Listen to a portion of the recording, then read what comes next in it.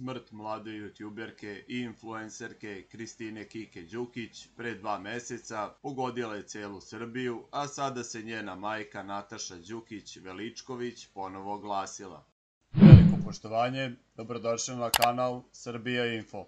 Nataša kaže da još nije poznato pod kojim okolnostima je preminula njena ćerka, jer toksikološki nalazi još nisu stigli. Već je 2 meseca prošlo kako naše Kike nema.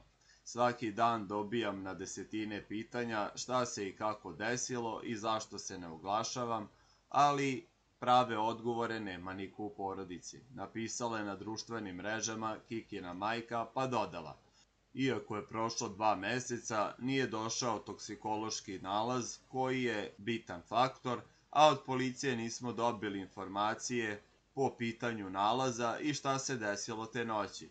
Fali nam dosta informacija kako bismo sklopili sliku, ali nam one nisu dostupne. Majka pokojne youtuberke je najavila da će sve detalje izneti u javnosti kada i bude znala.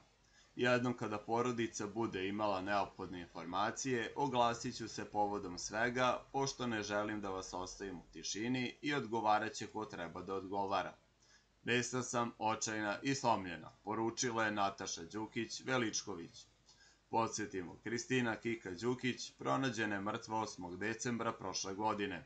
Bila je srpska gejmerka, youtuberka i influencerka, čiji YouTube kanal Kika broji oko 700.000 pretplatnika. Rođena je 25. jula 2000. godine u Beogradu.